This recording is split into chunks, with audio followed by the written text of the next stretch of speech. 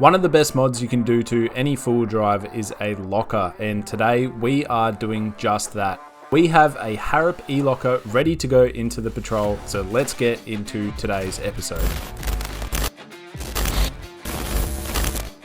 Now, I'm sure that most of you guys are aware that when you buy a four-wheel drive, it's not actually four-wheel drive until you lock the diffs. Now, the Patrols, they are pretty good because they have an LSD in the back, and that is the reason that we are going a locket in the front. There is tons more reasons why you would put a locket in the front before you put one in the back, but we won't go through that today. Now, unfortunately, it is raining today, so I apologize if you can hear the noise on the tin shed, but we got the GU into the shop, and it is time to start ripping into this thing, but I'll quickly show you the locker.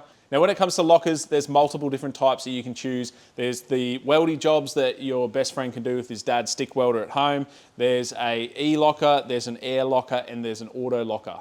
Now, in the Patrol previously, we had the auto locker, and it actually worked really, really well, and it's a very budget-friendly fit out. Now, if you're looking for something a bit more serious and with a bit more control, you can step up into an air locker or an E-Locker. We have a Harrop E-Locker today, and the main reason that we are going the E-Locker is with an air locker, you do have to run a compressor and you also have to run air lines. Now, if you're out full driving and you rip an airline off, the chances are you're probably not going to be able to fix it unless you carry spares. But with an E-Locker, it's only 2 wires down to the locker itself. You have one little relay and you have a switch. Now, this here is the E-Locker itself. Now, that is basically where our cram wheel is going to bolt to, and then we've got a magnetized little pin section that locks in the planetary gears inside. There's a whole lot of magic that's going on this thing. If you want to know more, Harrop have a few good videos on their YouTube, so check them out. But this thing is an absolute unit, and it's great because it actually replaces the whole center. With the auto locker that we had, we just replaced the gears inside with the auto locking mechanism.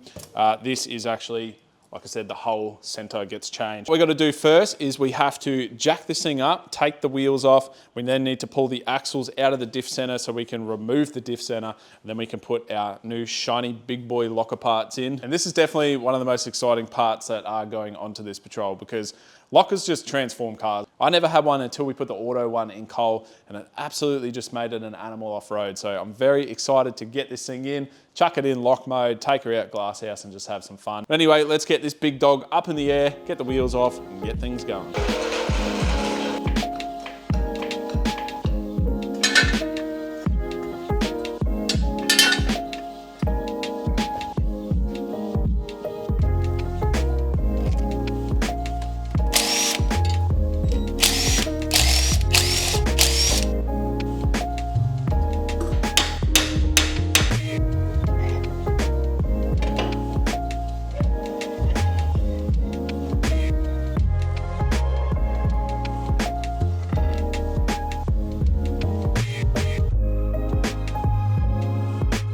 Basically what you guys just see me do is pull out the CV, removing the stub axle, and I think that's the quickest way to do it. A lot of people do take this whole knuckle off by dropping the kingpin bearings here and taking the back wipers off, and this whole knuckle will come off, but it means you have to undo more ball joints, and I think this is just the quickest way to do it. So you can see inside that tube would be the center of the diff. Now, these have to come out in order to pull the diff out, because this spline here is actually splined inside the diff. What I need to do now is jump under the car, take off the drive shaft, undo all the bolts around the diff, and then we can actually drop the center out, bring it to the workbench, install the locker, away we go. This is a very messy job, and you want to sort of stay really organized, and also I do recommend putting rags on anything that is open with oil in it, because when you're undoing all this, all the dust is flying everywhere and you don't want that landing in your grease. Now, I am replacing our inner axle seals as well while I'm at it. I think you'd be mad not to. But anyway, let's get under this car and get this diff out. Today's video is sponsored by Ryobi. When working in the shed, I really try and keep a clean workspace. Although sometimes that's hard, there's some tools that can help. Make cleaning up this spring easier with Ryobi's 18-volt clean living range. Now, this thing's super good for a workshop because it's really portable and it just takes your normal Ryobi batteries. Now let's suck up this sawdust here. As you can see, absolute unit, just sucks it up with ease. Right, this is the workbench that we just did our locker fit out on. Now, when you do a locker, it's a messy job. I've got diff oil everywhere, we've got marking compound, but luckily we have a Ryobi scrubber.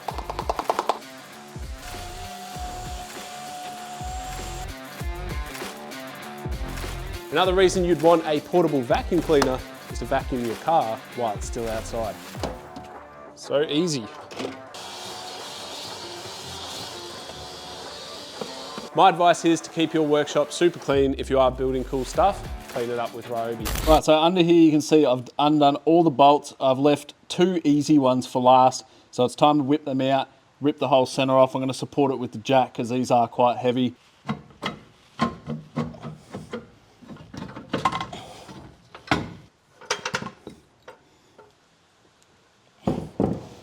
All right guys, got the diff here on the vise. Now this is what the inside of a front GU diff looks like.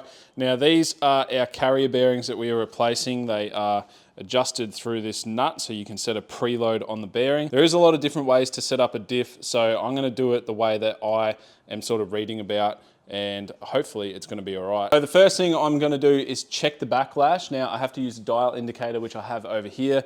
We'll get a measurement of how much backlash there actually is. Then I've bought a fish hook scale here, and that actually just reads a weight. So I'm gonna hook that onto the back, and that's gonna give us how much preload all the bearings have, so pinion and carrier. So I do hope that I get all this right, because if I put this back in and it's not right, then you know, we've got to pull it all back out again. That would be pretty crap. But anyway, I'm going to take some measurements back and forth. I'm going to take some measurements on the back. I'm going to check them 3 times, write them down, and then we can actually disassemble this center and start looking at getting the Harrop in.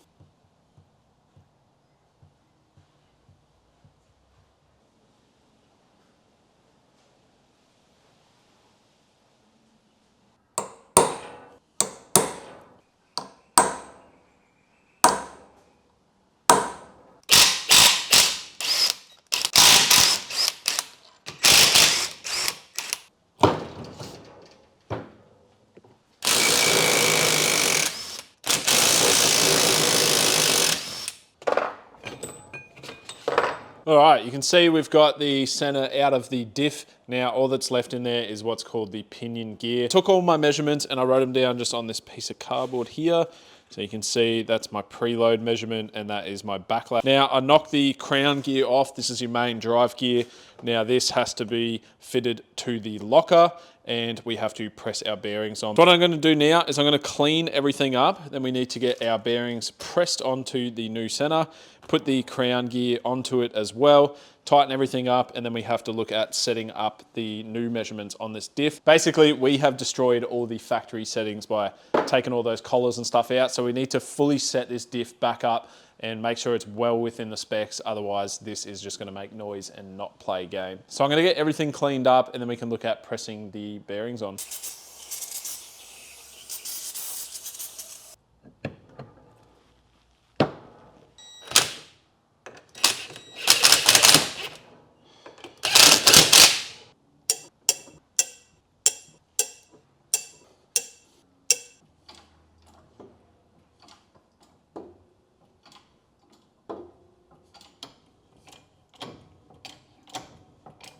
Right, I have pressed the bearings on. They are all the way snug, nice and tight. Now the ring gear is all torqued up and it is ready to actually chuck into the center. I do have to drill a 11mm hole for this grommet here. I think it's 11.5mm. Now they don't give you much wire to play with, so what you need to do is dry fit it and then check the backlash, make sure it's pretty well where it's gonna be, figure out a location and then drill an 11.5mm hole through the diff housing itself.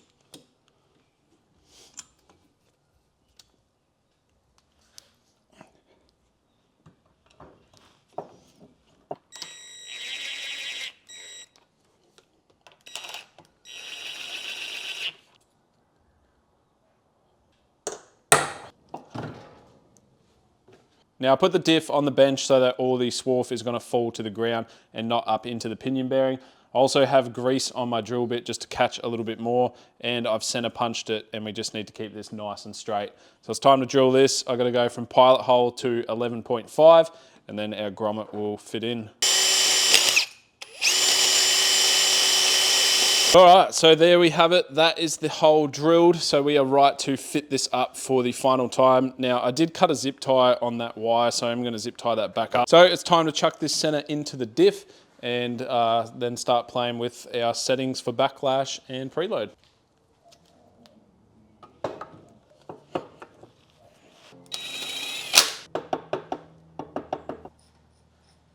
All right, so I've just set the backlash. Now you can see right there, we're about 17. All right, so you can see there, it's slowly turning. We're at 2 kilos, so that's pretty well close. And being new bearings, I want it to be a little bit tighter anyway. All right, so the diff is pretty well set up. I'm just gonna check the measurements one more time, and if that's good, I'm gonna put some silicone around that and then pop that through the hole, and then we're actually ready to chuck this back in the car. Then I can torque these down, and then we are ready to chuck this back in the Patrol.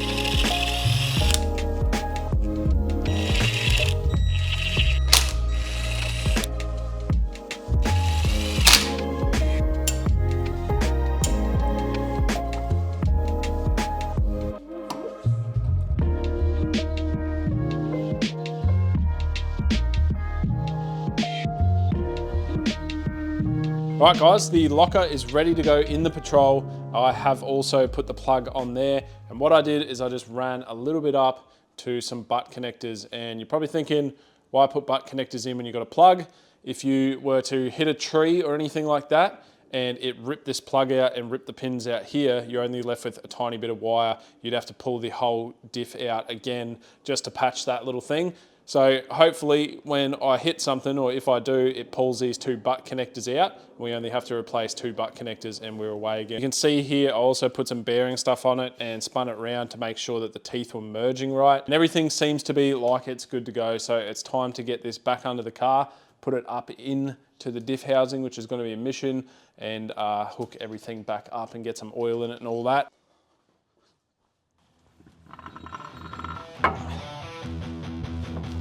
It's definitely fucking a lot heavier.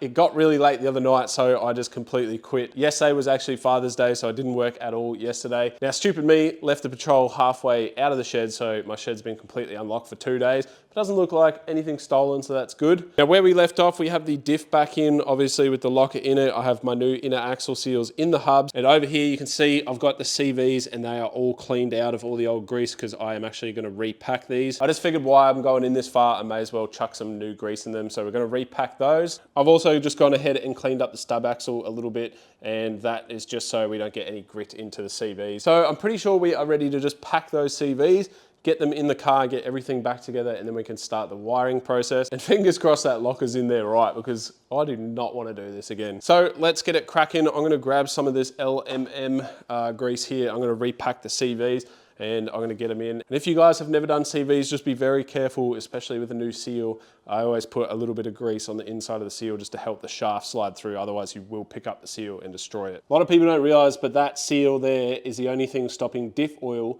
mixing in with your grease on your CV. And if that happens, you basically gotta pull this whole thing apart. All that will be full of diff oil, so you have to clean all that, repack it, and put it all back together. It's a bloody mission. What I actually do is just put a little bit of grease around the inside of the seal just to help it sort of lubricate it. And when I slide the CV in, I'm trying to keep it really, really straight until it goes into the diff, which can be a little bit of a mission. But if you are ever doing this, just be very careful, because if you stuff that seal and you don't realize that you've stuffed it, well, you're gonna realize when it starts leaking oil out of the hub.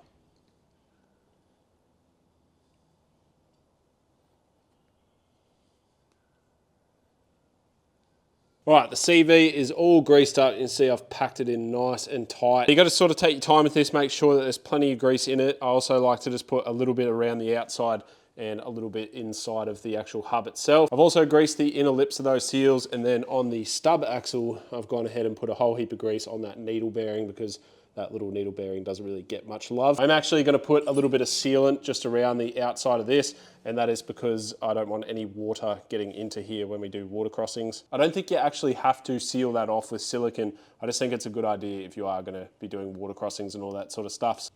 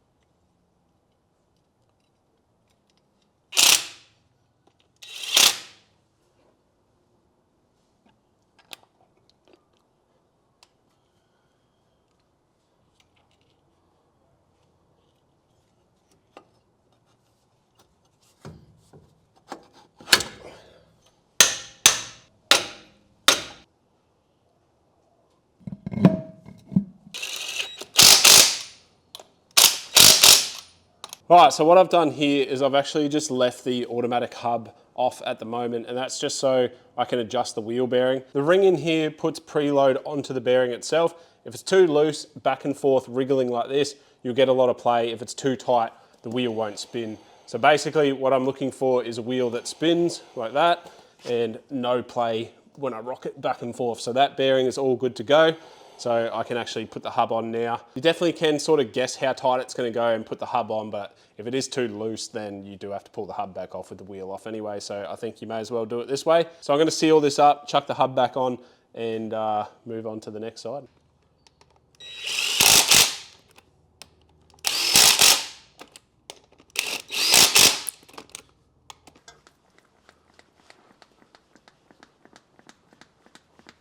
Two hours later. All right, guys, the diff is now full of oil, which means we are done with fitting the locker. The only thing left to do is wire it up. All the spaghetti may look difficult, but it's actually quite simple. The blue needs to go to an ignition, which means that it's 12 volt when you turn the key. The black is our ground. Pink or red here needs to go to a constant 12 volt, i.e. the battery. These two pink and black wires go down to the locker itself. It's pretty self-explanatory, but I do need to find a position in the car to mount this switch. So I do want to put this in a nice little spot where I can see it, and yeah, it's not going to get accidentally bumped on. Right, so I've got this center surround out, and I'm going to be using this spare blank here. I just feel like if I have front and then eventually get a rear locker, it's just like front and rear. It's nice and easy to remember.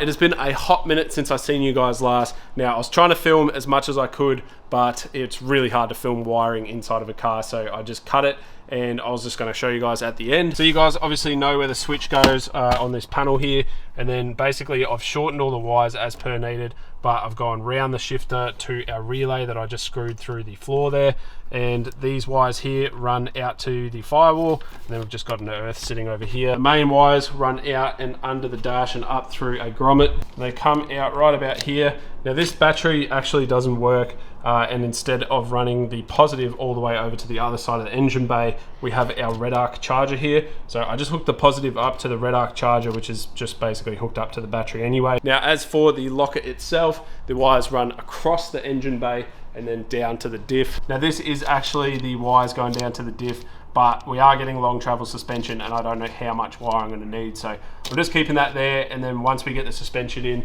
we'll droop the diff down, work out exactly how much wire we need, and then cut it. As for the diff itself, the wires just run down following the brake line, and then they just connect into that plug. It's pretty simple. We are now ready to test this thing, and fingers crossed this friggin' works. So what I've done is I've flipped our hubs, our auto hubs around to lock, and if you can see here, I'll actually come down here, the other wheel isn't spinning, so we are unlocked at the moment. Now let's flick on the locker. So you can see we get illumination saying that it's on. All right, let's see if it worked. Go forward, it grabs, there we go. Look at that, boys. Yoo-hoo! We're locked. Yes, it friggin' worked. I'm absolutely pumped about that. Front locker installed in the new GU bus. Honestly, that is the best feeling that that is working. I'm friggin' pumped that we actually managed to do this.